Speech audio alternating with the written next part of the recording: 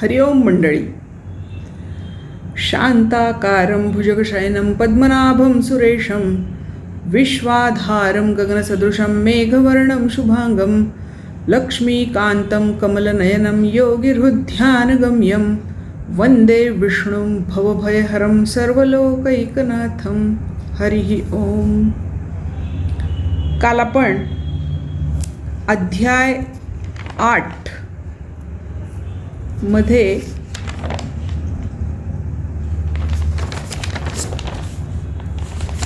श्लोक 8 पासून ते 14व्या श्लोकापर्यंतचा भाग पाहिला. 14व्या श्लोकामध्ये भगवत प्राप्तीचा सुगम उपाय सांगितला होता. काय? अनन्यचेतः सततं यो मां स्मरति नित्यशः तस्याहं सुलभः पार्थ नित्ययुक्तस्य योगिनः. आणि त्याच्यात आपण हे पण पाहिलं होतं की सतत म्हणजे काय आणि नित्यशः म्हणजे काय. सतत म्हणजे जागृतावस्थेत आणि निद्रितावस्थेत सुद्धा जो भगवंताचं स्मरण करतो तो सतत स्मरण करतो. आणि नित्यशः म्हणजे ज्या क्षणापासून नामस्मरणाला सुरुवात केली त्या क्षणापासून मृत्यू म्हणजे देह पडेपर्यंतच्या क्षणापर्यंत ज्याच्या स्मृतीमधून नामस्मरण जात नाही अशा अनन्यचेतः अनन्यचित्त माझ्याशी लावलेल्या माणसाला मी सहज प्राप्त होतो असं सांगितलं. आता पुढचा आज आपण अध्याय 8 श्लोक 15 पासून पुढचे श्लोक आपण आज बघणार आहोत. 15व्या श्लोकापासून पुढचे 21व्या श्लोकापर्यंत. तर आता 15व्या श्लोकामध्ये काय सांगितलंय? हा उपाय न करणारे लोक त्यांची काय गती होते हे 15व्या श्लोकात सांगितलेलं आहे. आधी उपाय सांगितला. भगवंत प्राप्तीचा उपाय हा आहे, अत्यंत सोपा, कोणालाही सहज करता येण्यासारखा उपाय आहे. तो न करणाऱ्यांच्या बाबतीत काय होतं ते आता बघू. मामुपेत्य पुनर्जन्म दुःखालयम अशाश्वतम नाप्नुवन्ति महात्मानः संसिद्धिं परमांगतः. आता माम उपेत्य माझ्याकडे आल्यानंतर, मला प्राप्त झाल्यानंतर, उप म्हणजे जवळ, एत्य म्हणजे आल्यावर, म्हणजे परमेश्वराच्या जवळ गेल्यावर किंवा परमेश्वराला प्राप्त केल्यावर, पुनर्जन्म दुःखालयम अशाश्वतम,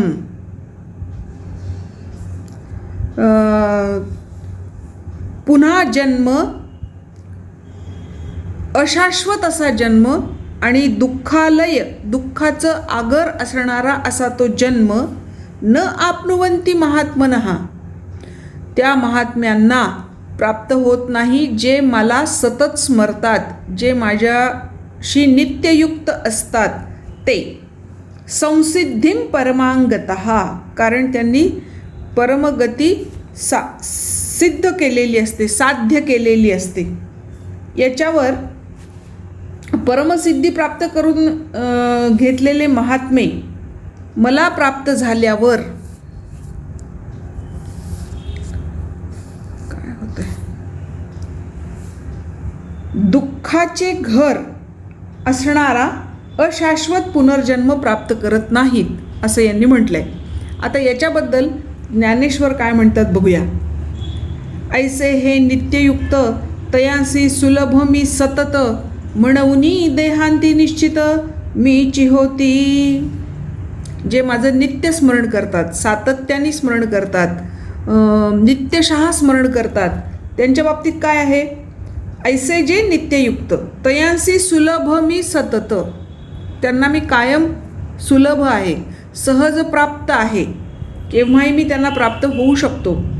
म्हणून देहांती निश्चित मीची होती, म्हणून ते लोक देहांतानंतर माझ्यातच एकरूप होतात, माझ्यातच विलीन होऊन जातात ते, आणि मी वेगळे राहत नाही. जे स्वप्नी देखिले स्वप्न, जे मृगजळे सासिन्नले वन, जे धूम्ररजांचे गगन ओतले आहे, जे स्वप्नी देखिले स्वप्न. जसं स्वप्नामध्ये स्वप्न पाहावं, किंवा मृगजळे सासिन्नले वन, सासिन्नले तरारून उठलं. कोणत्याही झाडाला पाणी घातलं की ते असं फुलतं, तरारून येतं. जणू काही मृगजळांनी एखादं वन तरारून यावं. जे धूम्र रजांचे गगन ओतले आहे आणि धूर आणि धूळ यांनी तयार झालेले जणू काही एखादे गगन म्हणजे आकाश आहे, ऐसे जे हे शरीर, या शरीराला या सगळ्या उपमा दिलेल्या आहेत मानवी देहाला. काय हे देह म्हणजे काय आहे? स्वप्नी देखिले जे स्वप्न, स्वप्नात पाहिलेल्या स्वप्नासारखा हा देह आहे. मृगजळांनी तरारून आलेल्या वनासारखा हा देह आहे. म्हणजे जे कधी नसतं ते आहे हा देह, अशी याला उपमा दिली आहे.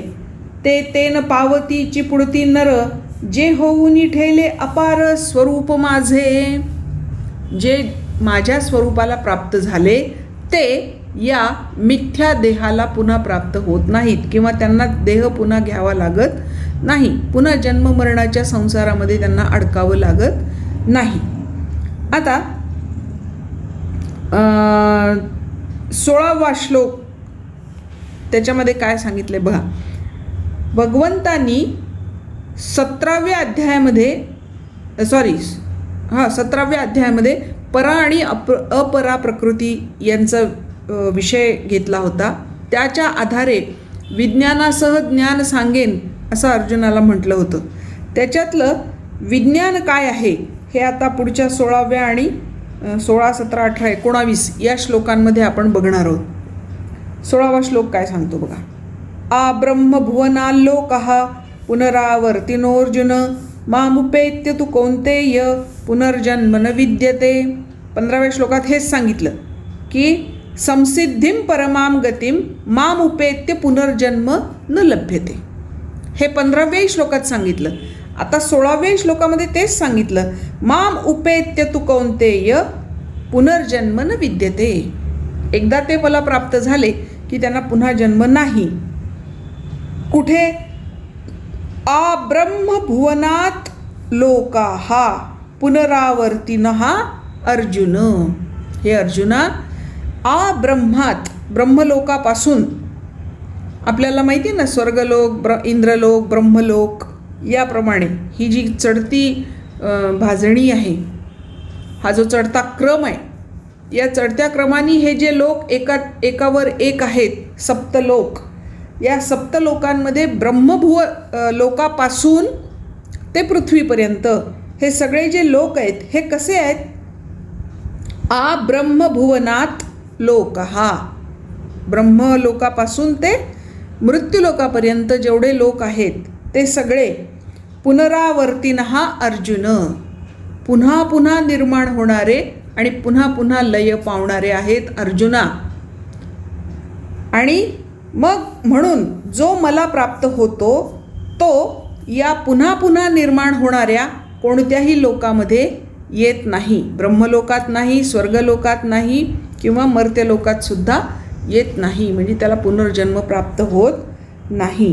आता याच्यात विज्ञान काय आहे तर आ ब्रह्मभुवन परिवर्तिनी, ब्रह्मलोकापासून मृत्यूलोकापर्यंत हे जेवढे सगळे लोक आहेत हे परिवर्तित होणारे आहेत, परिवर्तनशील आहेत. त्यांचं शीलच परिवर्तन हे आहे. म्हणजे ते पुन्हा पुन्हा निर्माण होतात आणि पुन्हा पुन्हा लय पावतात. काही काळ स्थिर राहतात आणि नंतर लय पावतात, अशी त्यांची वृत्ती आहे. शील म्हणजे वृत्ती. त्या वृत्तीच्या या सगळ्या लोकांमध्ये जो मला सतत भजतो, नित्यशः भजतो, त्याला या लोकात पुन्हा परत यावं लागत नाही. म्हणजे त्याला ब्रह्मलोकातही जायची गरज नाही, स्वर्गलोकातही जायची गरज नाही आणि मर्त्यलोकातही जायची गरज नाही, जातच नाही, कारण तो येऊन मलाच मिळालेला आहे. आता एक छोटंसं उदाहरण घेऊ. नदीचं पाणी समुद्राला मिळालं की ते नदीचं राहत नाही, ते समुद्रच होऊन जातं. तसं जीव एकदा शिवाला मिळाला की तो शिवच होऊन जातो, तो जीव राहतच नाही शिल्लक. तो जीव नाही तर मग त्याला पुन्हा जन्म कसा मिळेल, अशी त्याची अवस्था होते. तर याच्यातलं विज्ञान हे आहे की हे सगळे लोक परिवर्तनशील आहेत, हे विज्ञान आहे, हे विशेष ज्ञान आहे. हे फक्त परमात्म्याला एकरूप होणं सोडल्यास बाकी सगळं परिवर्तनशील आहे, हे आपल्याला कळणं हे विज्ञान आहे.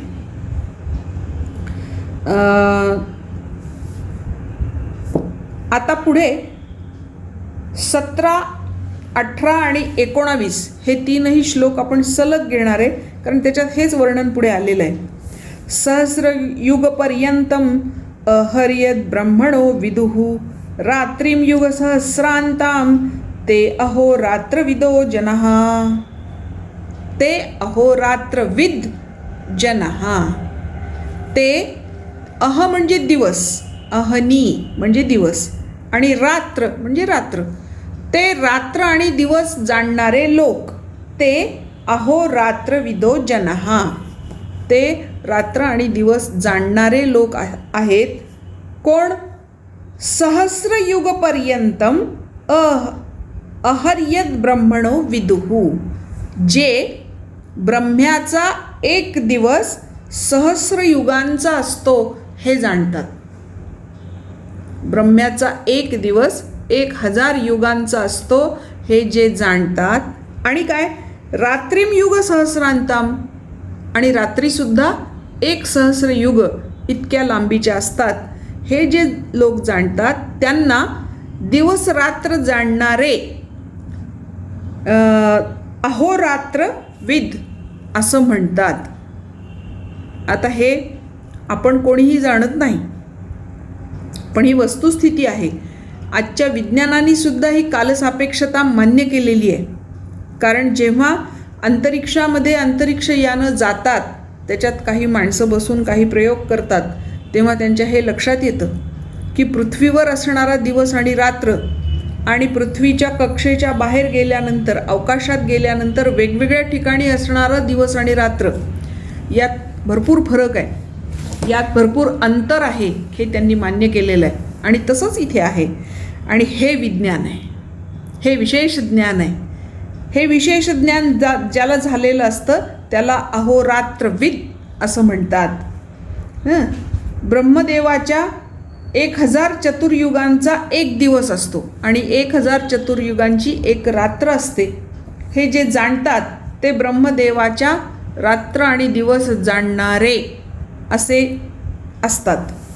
आता पुढच्या श्लोकात काय म्हटले बघा, 18वा श्लोक. अव्यक्तयः सर्वः प्रभवन्ति अहरागमे रात्र्यागमे प्रलीयन्ते तत्रैवाव्यक्तसंज्ञके. अव्यक्तात् अव्यक्तयः सर्वः. अव्यक्तापासून म्हणजेच ब्रह्मदेवाच्या सूक्ष्म देहापासून. सूक्ष्म देह म्हणजे चित्त, मन, अहंकार हे जे आहे त्याला सूक्ष्म देह म्हणतात. म्हणजे ब्रह्मदेवाच्या सूक्ष्म देहापासून म्हणजे अव्यक्तापासून. हे दिसत नाही ना. आपलंसुद्धा, माणसाचंसुद्धा मन, चित्त, अंतःकरण, बुद्धी दिसते का, दाखवता येते का व्यक्त स्वरूपामध्ये? नाही. म्हणून ते अव्यक्त. आणि त्याचप्रमाणे ब्रह्मदेवाच्या अव्यक्तापासून म्हणजे सूक्ष्म देहापासून दिवसाच्या आरंभी या सृष्टीची निर्मिती होते. प्रभवंती अहरागमे. अह म्हणजे दिवस, आगमे म्हणजे सुरुवात किंवा प्रारंभ. ब्रह्मदेवाच्या दिवसाची सुरुवात झाली, प्रारंभ झाला की त्याच्या सूक्ष्म देहापासून ही सृष्टी सगळी निर्माण होते. रात्र्यागमे प्रलीयन्ते. ब्रह्मदेवाची रात्र सुरू झाली, आरंभ झाला रात्रीचा, की मग ती सगळी सृष्टी प्रलय होते किंवा लीन होते. कुठे? तत्र एव अव्यक्त संज्ञके. त्याच अव्यक्त नावाच्या ब्रह्मदेवाच्या सूक्ष्म देहामध्येच ती सगळी सृष्टी पुन्हा लीन होते. ब्रह्मदेवाच्या अव्यक्तापासून ही सृष्टी निर्माण होते. जेव्हा ब्रह्मदेवाचा दिवस सुरू होतो आणि जेव्हा ब्रह्मदेवाची रात्र सुरू होते तेव्हा त्या अव्यक्तामध्येच ती सृष्टी लीन होते असं म्हटलं आहे इथे त्यांनी. आणि 19व्या श्लोकामध्ये भूतग्रामस्य एवायं भूत्वा भूत्वा प्रलीयते रात्र्यागमे वशः पार्थ प्रभवत्यहरागमे. हे पार्था, भूतग्रामः स एवायं, तोच हा भूत समुदाय पुन्हा पुन्हा भूत्वा भूत्वा प्रलीयते, पुन्हा पुन्हा निर्माण होतो आणि पुन्हा पुन्हा त्याचा प्रलय होतो. रात्र्यागमे अवशाहा, प्रकृतीच्या अधीन राहून दिवसा उत्पन्न होतो पुन्हा पुन्हा आणि रात्री प्रलय होतो. हा सगळा प्रभाव प्रकृतीचा त्या भूतमात्रांवर असतो. हे सगळं विज्ञान आहे, विशेष ज्ञान आहे. कारण भगवंतांनी सांगितलं मी तुला आता विज्ञानासह ज्ञान सांगणार आहे, तर हे त्याच्यातलं विज्ञान आहे. आता याच्या संदर्भामध्ये ज्ञानेश्वरीमध्ये काय म्हटले बघूया.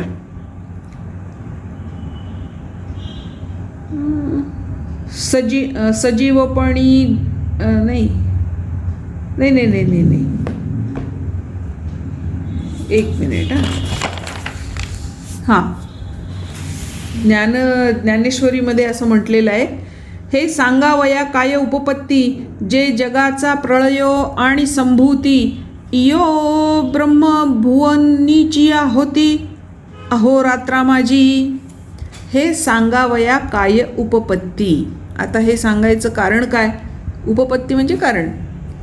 जे जगाचा प्रलयो आणि संभूती, या संपूर्ण जगाचा प्रलय आणि पुन्हा पुन्हा निर्माण होणं हे सांगण्याचं कारण काय. इये ब्रह्मभुवनीचिया होती अहोरात्रा माझी. हे ब्रह्मदेवाच्या दिवसाच्या आरंभी जन्म आणि रात्रीच्या आरंभी प्रलय होतो हे सांगण्याचं कारण काय. एरवी त्रैलोक्य हे धनुर्धरा तिये गावीचा गा पसारा तो हा दिनोदयी एकसारा मांडतू असे. तो ब्रह्मदेव जो आहे ना तो काय करतो, त्रैलोक्य हे धनुर्धरा, हे संपूर्ण त्रैलोक्याचा पसारा, तिये गावीचा गा पसारा, त्या ब्रह्मदेवाचाच तो सगळा पसारा आहे. तो हा दिनोदयी एकसारा मांडतसे, त्याचा दिवस सुरू झाला की तो हा पसारा मांडतो. पाठी रात्रीचा समो पावे आणि आपैसेची साठवे म्हणिये तेथीचे जेथीचे तेथ स्वभावे साम्यासीये. नंतर रात्र होते आणि रात्र झाली की सगळ्यांचा लय होतो. साटव होणे म्हणजे लय होणे. आणि मग जेथीचे तेथ स्वभावे साम्यासीये, जिथून ते निर्माण झालं त्याच ठिकाणी ते लय पावतं म्हणजे साम्यावस्थेला येतं. आता हे साम्यावस्था काय आहे तर सांख्यशास्त्रामध्ये, सांख्य तत्त्वज्ञानामध्ये असं सांगितलेलं आहे की सृष्टीची निर्मिती होण्याच्या आधी, ही सृष्टीची निर्मिती होते कशी तर प्रकृतीच्या त्रिगुणांच्या माध्यमातून होते. या त्रिगुणांमध्ये जेव्हा खळबळ माजते किंवा त्यांचं प्रमाण कमी जास्त व्हायला लागतं तेव्हा या सृष्टीची निर्मिती होते. सृष्टीची निर्मिती होण्याच्या आधी जिला प्रकृती म्हणतात, त्या प्रकृतीमध्ये हे तीनही गुण समान अवस्थेमध्ये असतात, साम्यावस्थेमध्ये असतात. कोणी जास्त नाही, कोणी कमी नाही, कोणी खाली नाही, कोणी वर नाही, समान पातळीवर असतात. त्याला म्हणतात साम्यावस्था. जेव्हा ही प्रकृती पुन्हा ब्रह्मदेवामध्ये लीन होते, प्रलय होतो, त्यावेळेला त्या त्रिगुणांची साम्यावस्था झालेली असते. तेव्हा तिथे ती सृष्टी नसते तर ती प्रकृती असते. प्रकृती म्हणजे त्रिगुणांची साम्यावस्था. आणि मग जेव्हा अशी रात्र होते ब्रह्मदेवाची तेव्हा ती सगळी सृष्टी पुन्हा साम्यावस्थेमध्ये जाते आणि तिथे राहते. जैसे वृक्ष बीजासी आले की मेघ हे गगन जाहले, तैसे अनेकत्व जेथ सामावले ते साम्य म्हणिपे. ज्याप्रमाणे वृक्ष बीजासी आले, वृक्ष बीजापासून निर्माण होतो आणि त्याचा जेव्हा लय होतो तेव्हा तो पुन्हा बीज रूपामध्ये येतो, म्हणजे जिथला तिथेच येतो, परत साम्य रूपाला येतो. की मेघ हे गगन जाहले, ढग गगनामध्ये विरून जातात, म्हणजे ते त्यांच्या ठिकाणी जातात, तिथे ती साम्यावस्था असते. तैसे अनेकत्व जेथ सामावले ते साम्य म्हणिपे. आणि हे जे अनेकत्व आहे ब्रह्माचं, परमतत्वाचं अनेकत्व म्हणजे ही सृष्टी आहे. आणि हे अनेकत्व परत त्या ब्रह्मामध्येच विलीन होतं, तेव्हा ती साम्य अवस्था झाली असं म्हटलं जातं. आता 20वा श्लोक काय म्हणतो बघूया.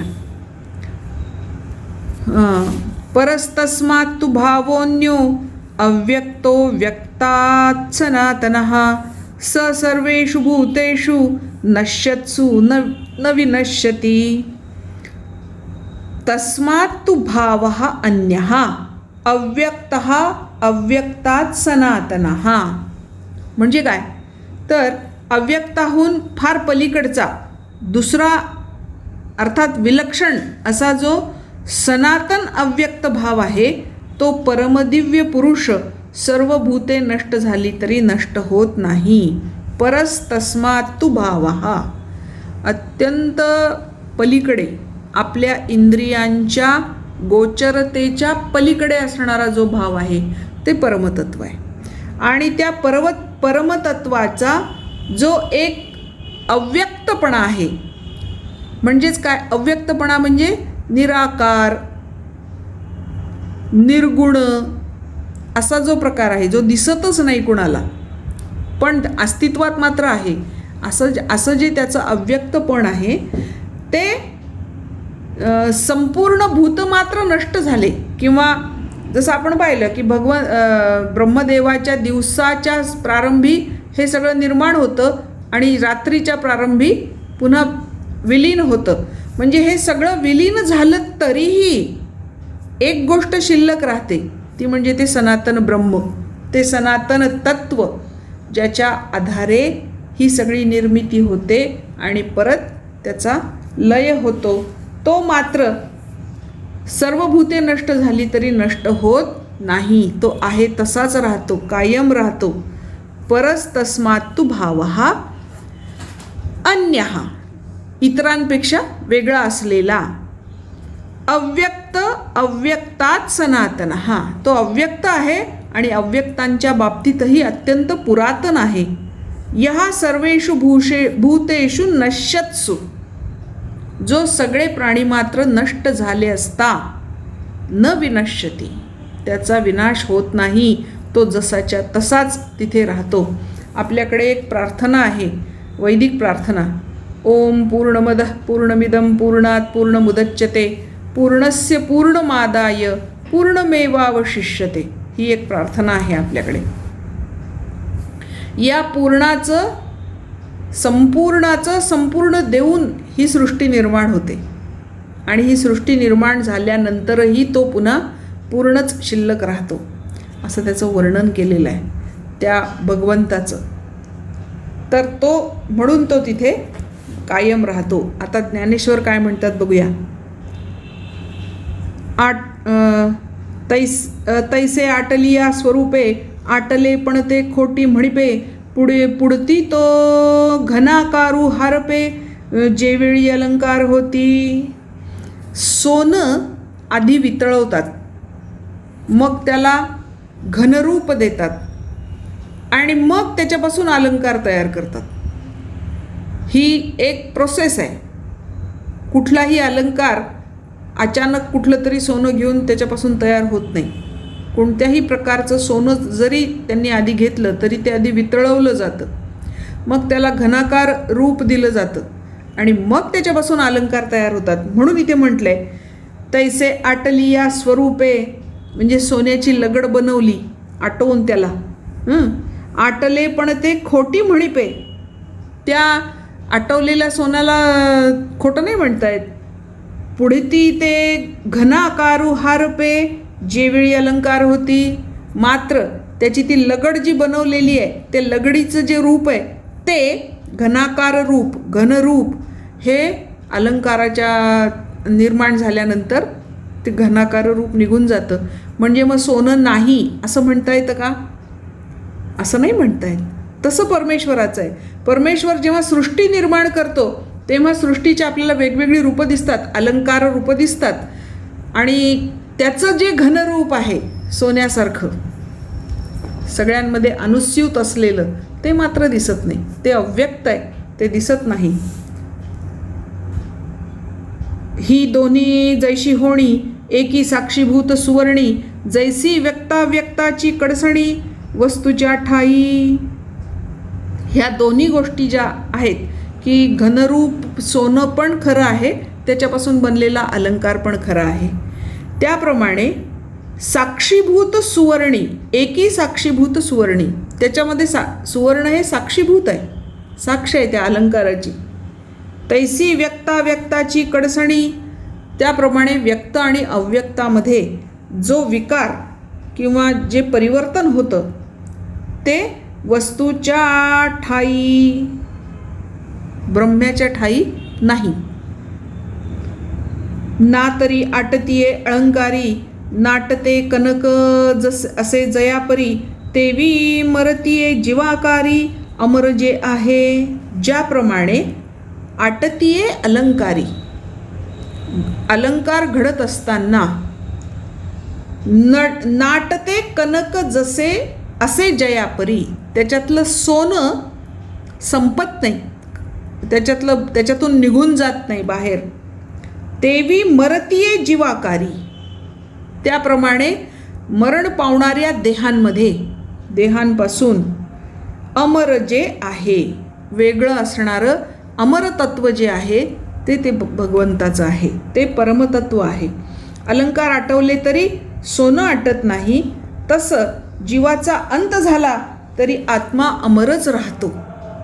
हे या 20व्या श्लोकामध्ये आपल्याला सांगितलेलं आहे. आता 21वा श्लोक काय सांगतो ते बघूया.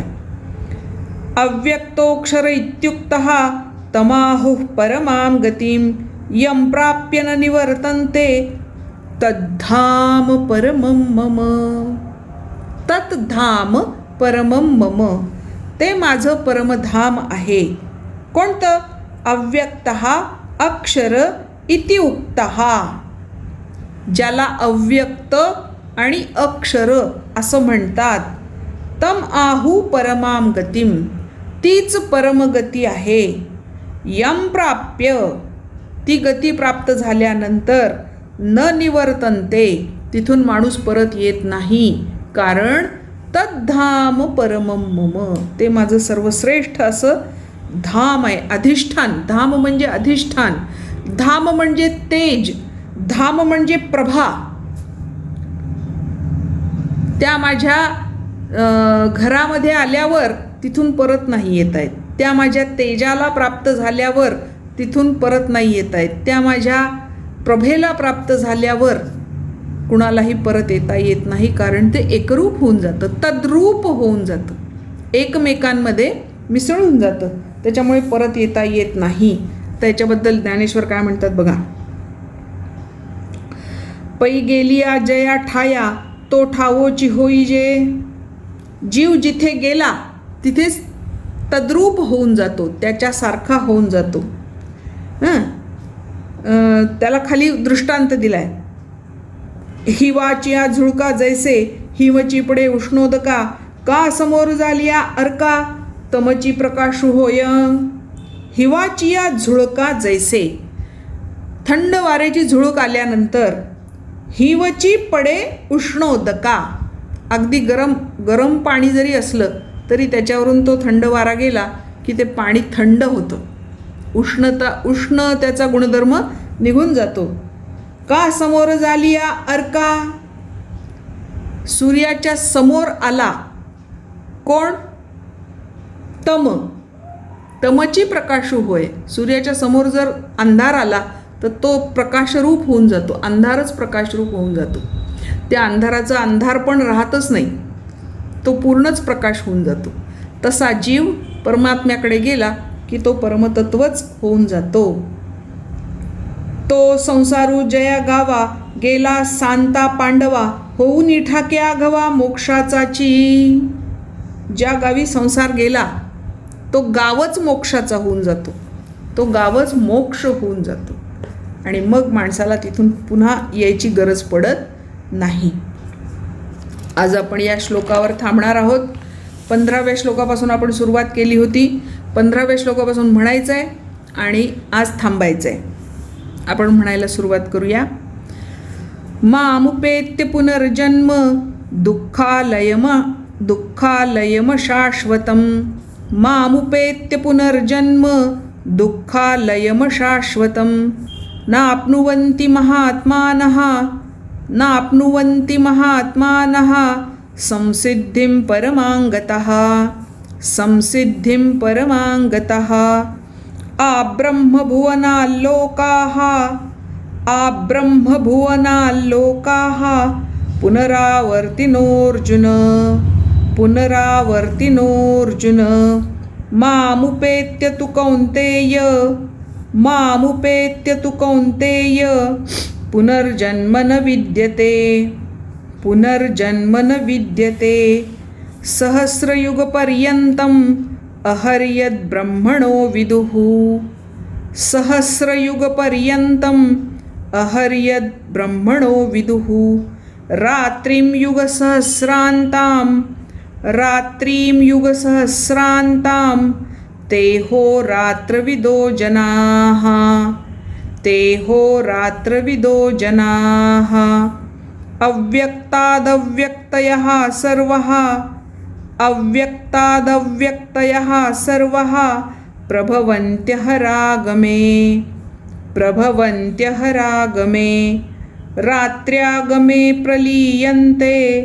रात्र्यागमे प्रलीयन्ते तत्रैवाव्यक्तसंज्ञके. भूतग्रामस्य एवायं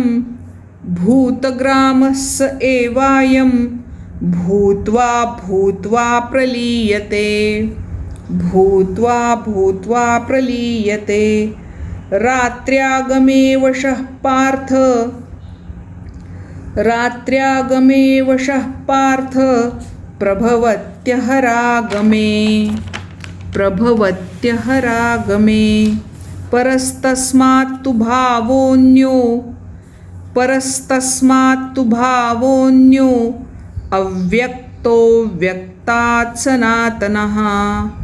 अव्यक्तो व्यक्तात् सनातनः. यः सर्वभूतेषु नश्यत्सु यत्सर्वेषु भूतेषु नश्यत्सु न विनश्यति. अव्यक्तोऽक्षर इत्युक्तः तमाहुः परमां गतिम्. यं प्राप्य न निवर्तन्ते तद्धाम परमं मम. हरिः ओम. आज इथे थांबूया, पुढचा भाग उद्या.